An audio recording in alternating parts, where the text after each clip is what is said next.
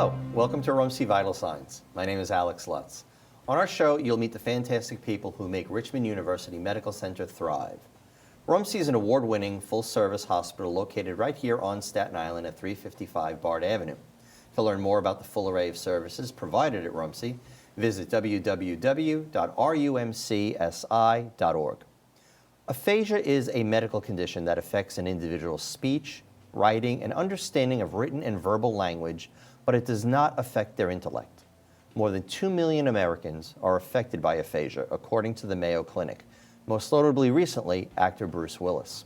Joining me today is Christine Delgado, Administrative Director of Rehabilitation at Richmond University Medical Center. Under Christine's leadership, RUMC has recently started a first-of-its-kind support group here on Staten Island to help people affected by aphasia. Welcome to the show. Thank you. Christine, let's start. We all have heard about what's unfortunately happening to Bruce Willis. Mm-hmm. What exactly is aphasia? So aphasia is a language disorder. It could affect someone's ability to speak, to understand. It could affect their ability to write and to read. Most typically, it affects their ability to speak, and it can be caused from a number of things, usually most commonly stroke, but also could be brain tumor or acquired brain injury, like a traumatic brain injury from a car accident, and any number of other neurological issues. And from the definition, it sounds like the person is aware that they're having these abilities. It doesn't affect their intellect or... It does not. Absolutely, they are aware that they have these issues. Their cognition's intact, which makes it more difficult for them because they know what they want to say, but they can't say it most of the time. So that's part. It doesn't affect their intellect, and yeah. So you mentioned stroke. Are there other causes of aphasia, and what are the most noticeable symptoms other than obviously the ability to speak? So, I mean, typically it's the difficulty finding words or using the wrong words, fragmented sentences. It can appear like many different ways, and it can be caused from most notably stroke, but also, like for example, Bruce Willis, he has what's called primary progressive aphasia, which is not caused from a stroke. It's sort of like another kind of a brain injury that happens gradually. So with stroke, you'll see the symptoms suddenly. Like people will suddenly have difficulty speaking, suddenly not be able to express themselves, whereas other issues that they might have, say brain tumor, would be a slow deterioration. And in addition to the main symptoms of aphasia, I'm sure there's secondary aphasia. I mean, I'm sure there's a sense of embarrassment, maybe a sense of, not wanting to be around other people because you have this inability to communicate. Yes, it can be very isolating, and there is a pretty high incidence of depression. I think it's somewhere around 60% of people with aphasia experience depression. A lot of that has to do with the fact that their intellect is intact and they know what's happening, but people treat them differently because they have difficulty speaking, and people assume that maybe their intellect is affected. So their life changes drastically. They can't communicate their wants, their needs. They can't socialize. Families sometimes can get frustrated with them, and vice versa. So there is a big component as far as depression and isolation and anxiety. And if the aphasia is caused by a stroke or another condition, how do you test to determine it is aphasia as opposed to maybe being caused by something else? So typically you would know, basically a neurologist would be involved in the diagnosis of what the neurological incident was. And then after that, the patient would come to a speech pathologist to basically diagnose the type of aphasia. We do that through different testing. It kind of guides us into the treatment treatment approach that we're going to take. So no matter the cause, really, we're going to treat it the same, if that makes sense. How would you treat it? So it's treated through speech therapy. There's a variety of approaches depending on what type of aphasia they have. So if it's expressive, it's difficulty speaking, then we're going to address it in that way. If it's difficulty with receptive, then we're going to address comprehension and understanding.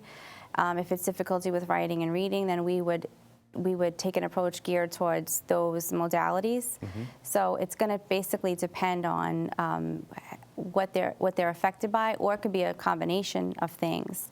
So comprehension is typically the most difficult thing to treat because the patient may not understand what they need to do in treatment because there's a comprehension, deficit. So that is typically the most difficult to treat is comprehension, but also one of the least common types of aphasia. Okay. And how do you treat the, I mean, is it exercises? How do you? So there's a variety of things, like, for example, between sort of like exercises in, using words, and confrontation naming, for example, is one approach where the therapist would show the patient pictures and have them name, but not simply just like naming. They would sort of also incorporate strategies to, so if you have difficulty naming, like, what are we going to do? Like, the therapist isn't just going to say, well, this is an apple. They're going to help the patient come to verbalize the word. Or if they can't, then as a speech therapist, their job is to teach the patient how are we going to, they call it circumlocute, which is like talk around.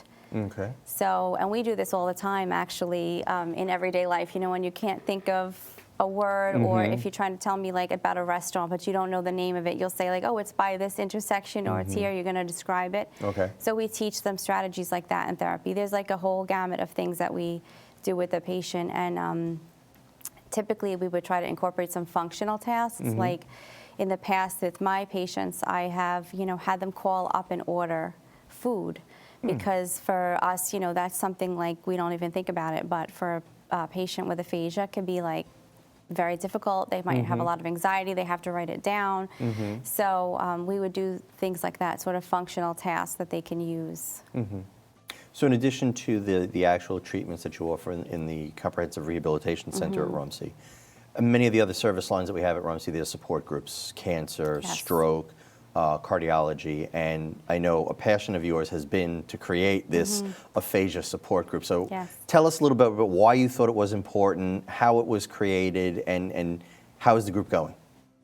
The group is going really great. I mentioned to you, like, I was worried, whenever you start something, you're worried it's going to be a flop, but it's been very successful, and this is something I've always wanted to do. When I started my career like 18 years ago, I ran aphasia groups, and I saw the impact that it had on the patients.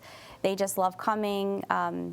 It's important for them because they have an opportunity to socialize with other people who understand what they're going through. So there's a big support component, but also they practice their conversation skills with people who are not judgmental, who aren't going to rush them, who aren't going to feel like, what's wrong, how come they're not getting their words out. And we also invite the family members. So each group member will bring one family member, because that's another part of it too, is we always work with the families. When we have a patient, we're not treating only them, we're also working with the family to teach the family, like, okay, how to conversate with your family member so they don't feel pressured, or they don't feel rushed, or you don't get frustrated with them. Right. So the family members have been a big part of our group as well. And I have two therapists, Lessa and Caitlin, who run the group, and we even have our students involved. So they kind of took the group and ran with it, and they've done a wonderful job. How many people are currently in the group? We have about 8 members. They're all like practically religious about coming. They hardly ever miss, and they each bring someone with them. So where does the group meet? The group meets right over in our comprehensive rehab area on the occupational therapy side, and the where speech, occupational therapy, and cardiac is. Which is behind the hospital. Right over there in the resident building behind the hospital. Yes. And is it obviously is it a group session? Do you do one-on-one sessions? It is a group session, and so it's a hybrid of a support group and a group therapy session. So a support group model, we would just be kind of like, talking and letting everyone kind of speak about what they feel is on their mind. And but what we do is we actually do activities with them. So we might play word games. Sometimes it's just conversation, but we actually try to incorporate therapeutic activities so they can practice their skills that they learn one-on-one in therapy with the other group members. And sort of like everyone kind of has a good time, and it's a laid-back kind of atmosphere. They enjoy it. You mentioned ordering food as one of the activities. Can you give us an example of some of the other things that you do? So sort of like games like where you would have to describe things, and the other group member would have to guess. Really any type of, you can incorporate any type of game that involves language, so they do that. Sometimes they might incorporate current events, so a discussion of what's going on in the news. So we try to make it so that we're discussing things that we would want to, like people in social settings would normally discuss, but we're giving them a lot of support and, you know, obviously putting it at their level so that they don't feel too overwhelmed and pressured. To the best of your knowledge, is aphasia something that is prominent on Staten Island, or is there a large portion of the population that actually suffers from aphasia? I think that, I'm not sure of the incidence on Staten Island, but I think in general it's very common, and it is a very common side effect of a stroke, depending on where in your brain the stroke affected. And I don't believe that it's, you know, very well known. I think that, like we mentioned, Bruce Willis, and I think people know about he's famous and they know now about it, but I would venture to guess a lot of people didn't hear about it before. If you, in my world, it's, you know, very common, for me to work with people and know about it, but I feel like the average person probably doesn't know. It's not as prevalent, I think, as some other things. Sometimes it takes, you know, a celebrity or someone like a, you know, Parkinson, you know, Michael J. Fox, Muhammad Ali. Yes, exactly. And then you get that attention. It's not how the person didn't want that, but apparently, you know, it happens. But how long has the group been in existence? We started the group probably like 8 months ago, and yeah, it's about 8 months ago, I would say, we started the group, and it's going strong. And has there been already successes out of the group? So, I mean, the feedback has been great, and these people also all come to therapy individually. Definitely, family members report improvement, and they also report that they just enjoy coming to the group. So, you know, it's just an added benefit for them. But overall, aphasia there's really no cure for aphasia, but it is something that it's treatable, and people can get better. It depends on the severity. So typically it doesn't get worse unless it's a certain kind of aphasia. So, you know, we're hoping that the addition of the group therapy to the individual certainly helps, you know, these people in their journey. And how often does the group meet? Once a week for an hour. Is it during the day, in the evenings? It's on Fridays from 1 to 2. Every Friday from 1 to 2. And obviously there's room for growth, I'm assuming? Definitely, yeah. So the group now is at capacity. So we are we have a few inquiries that we don't want to be putting them in the same group because we don't want the group to be too large and overwhelming. So now we're looking to open up a second group. So it will be another hour, probably a different day of the week, which is great. So we could kind of start another group from, once we have at least 2 people, we could start another group. So it sounds like something you were hesitant how it was going to go is actually being well received. It's been successful, yeah. And there was nothing like it on Staten Island. So I think years ago there was, and that since that group stopped running, I always had it in the back of my mind, like, this is something that we should do at RUMC. And finally we took the plunge and did it, and I'm glad, because it gives a lot of people an opportunity, even if they're not coming to us for therapy, even if they're not receiving speech therapy at all, they're welcome to join. Well, I think you're serving the community with something that was missing, and it sounds like that you're doing a tremendous, having a tremendous positive impact on on a community that probably would have felt isolated otherwise. So Yes, I think so. kudos to you. Oh, thank you.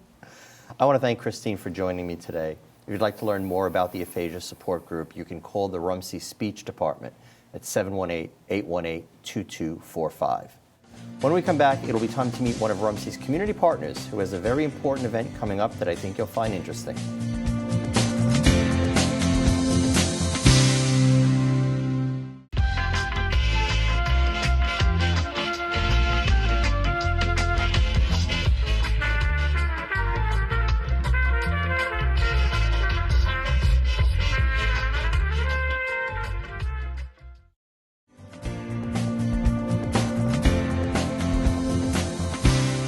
Welcome back to RUMC Vital Signs. We're introducing a new segment where we will spotlight some of the many community partners that RUMC has across Staten Island.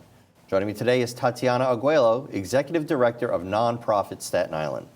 Welcome to the show, Tatiana. Thank you so much for having me, Alex. Well, thanks for coming on. Why don't we start by telling us a little bit about NonProfit Staten Island, what it is, and what it does for the community. NonProfit Staten Island, as you know, is a community-based organization. We are a non-for-profit for nonprofits. So we provide advocacy, resources, and support for nonprofits on Staten Island. You can think of us as a collaborator amongst nonprofits. We're the ones who are bringing folks to the table, making sure that resources are being, shared across the sector in our community, and making sure that leaders are speaking to each other as well. And a lot of people don't realize that RUMC, being a hospital, actually RUMC is a nonprofit, and we are proud members of NonProfit Staten Island, and I myself sit on the board, as you can see by my pin here.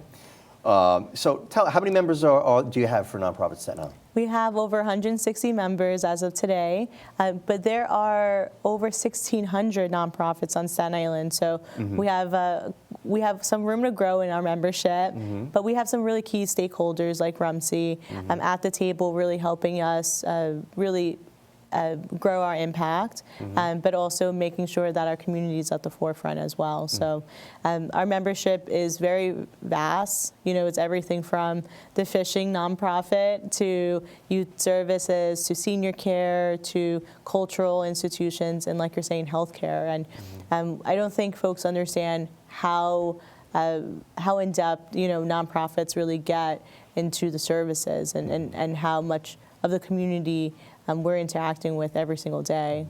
Yeah, I think that's a great point that you hit on there, because I don't think a lot of people really understand how not only important, but how large this sector is. The nonprofit sector here on Staten Island is probably the largest employer here in the borough when you factor in nonprofits like Wagner, CSI, the hospitals, and the larger nonprofit, even right down to the smallest. The economic value, the job value is really run by nonprofits. Wow, it seems like you're really a spokesperson. It seems like you really know. Yeah. No, but you're right, in that sense that the nonprofit sector is really leading that work. It's, the organizations don't have as much red tape, right? They're really aligned with their mission, and they're able to move work forward in a more streamlined way. But also we have to think about just what being a nonprofit is. It's a tax exemption. It's classification. But with that classification comes so many walks of life, right? Whether it be the different missions, different values. It's really, I think what really combines everyone all together is the social impact. That's really, instead of saying nonprofit, we might as well just say social impact, community, because that's what really binds us. And we see that every day, whether it be, folks who are taking care of your children after school, whether it be the folks that are, taking care of you when you end up in the ER, whether it be the folks who are thinking through some of these economic or social implications. There's a lot of work that's being done, and I think that that's what really should be celebrated. Now, you have a very important event coming up that is geared to the sector, so why don't you talk a little bit about what it is? Yeah, so on October 30th, I hope everyone comes, we're going to have our 12th annual conference, and every year, I think it's getting stronger. There's more attendees, there's more offerings. We also really listen to feedback from our members, our communities, our other stakeholders to really bring forth the most pressing issues that are that we are seeing our communities face, and how we are beginning to address those things. So I think there's something for everyone, whether you are a small organization, whether you are a key stakeholder, whether you're a new board member, whether you're a larger employer, there's something really there for you. The conference is really going to focus on really how do we move forward as an island. There's forward-thinking strategies there, from the keynote to even individual sessions to the breakout sessions that we have. It's all focused on topics that we have been hearing about all year long. And so our viewers don't think that they're going to sit there all day at the same event. Give us a little sampling of what the day is going to actually be structured like. So we have to start with food. There's food because, It's very important. That's very important. But there's great food at the Hilton. But we start the day off. You register. There's opportunities to do vendoring throughout the day. So what that means is that there's a whole host of different partners that we have, whether it be Empire State Bank or some of the insurance companies or audit firms. So if you're looking for a new accountant, if you're looking for maybe how to do things better with your health insurance, like that's a place to be at, right? Or maybe if you're looking for how to engage with other nonprofits, or if you're looking to do a checkup with RUMC, you can get that done. They're doing health screenings. Yeah, so those are things that are offered throughout the day, really just getting a chance to know who's providing what. And that's a great way to bring our business community in, because we work alongside our other business communities, right? When we feed into the business world, they're able to feed back into our nonprofit ecosystem as well. So that's one component. There are there's a keynote. There are workshops that are happening throughout the day that participants are able to pick where and which they want to attend. There are individual coaching session opportunities. There's headshots. That's always a fan favorite, making sure that we look good. It's always professional headshots are a must. Yes, yeah. Oh my goodness. It's funny because sometimes especially in this ever-increasing virtual world, you might see someone on Zoom, and I'm like, oh my goodness, that was not your headshot. Which you intended. Yeah, so if you need a new headshot, definitely come down. We'll be doing that. And there also is awards that happen. And I think for how hard the sector works, it's also an acknowledgement of folks who are doing wonderful work, folks who have literally spent their lives adding to the sector, giving back, and in meaningful ways. So every year we're doing community building, community voice, and response, and the committee picks who they see fit in terms of those categories that really exemplify those values that we've set forth. So we have a wonderful slate of honorees this year. I think all of them accepted. Yes, yes, they have all accepted. I say that because I'm part of the committee that helps select the honorees, and I think you'll find that these honorees are not names that you don't know. So if you're interested in finding out who they are, please come to the conference. Why don't you tell us, where is the conference going to be? What are the hours? How do you register? Sure. So we are going to be at the Hilton Garden Inn again this year. The hours are 9 to 6. We're ending off with a reception, so letting our hair down a little bit at the end after the day of learning and networking. And to register, you would go on nonprofitstatenisland.org. Right on the home screen, there's the conference button. It has all the information: who's speaking, if how much tickets are, and anything else. You can reach out to us. It's on there as well. And we've talked about it as a member of the committee and just in general. I mean, this really is the only event of its kind here on Staten Island that's geared to the nonprofit sector. So with that in mind, why do you feel it's important that nonprofits come to this conference? I think that it's important for nonprofits to come to this conference because we are living in an ever-changing landscape, and with that, we really need to be speaking with each other. We need to be sharing ideas. We need to be sharing strategies. We need to be recommending, who's doing a really good job at, printing the best T-shirts or whatever, and really leaning into the support system, because I really believe that we're stronger together. Through all of the different challenges that we are facing, it really comes to light that once you have leaders coming together, sharing ideas, even just bringing up challenges, that things can be done and we can move mountains, really, when we are together. And we know that the nonprofit sector is a change agent, right?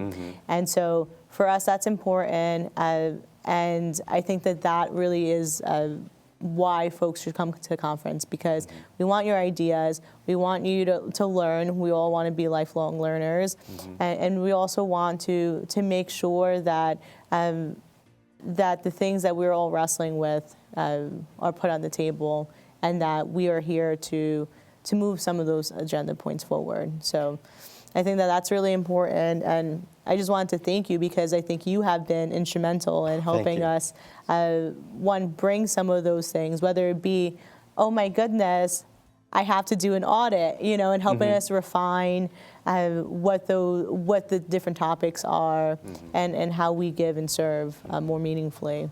Well, I think you've done a great job in putting this together. I'm really excited to be part of it. Richmond University Medical Center is the lead sponsor of this year's conference. We're the Thrive partner with NonProfit Staten Island in hosting the conference, and hopefully I will see many of you there. I want to thank Tatiana for joining us. Good luck with this year's conference. I'm sure it's going to be a smash. And as I said, Richmond University Medical Center is proud to be the lead sponsor of this year's conference. And I'm looking forward to seeing many of you at the Hilton later this month. Richmond University Medical Center has cared for Staten Island and the New York City metropolitan area for nearly 120 years. You can help ensure that care continues by making a financial contribution to the hospital. Donations can be made in your name, the name of a loved one, or to honor a special nurse or doctor at Richmond University Medical Center. To donate, visit our website at rumcsi.org and click on the donate button located on the top of our homepage, or you can call 718-818-2106. I want to thank all of my guests for this today's episode. That just about does it for RUMC Vital Signs. Thanks for joining us. I'm Alex Lutz.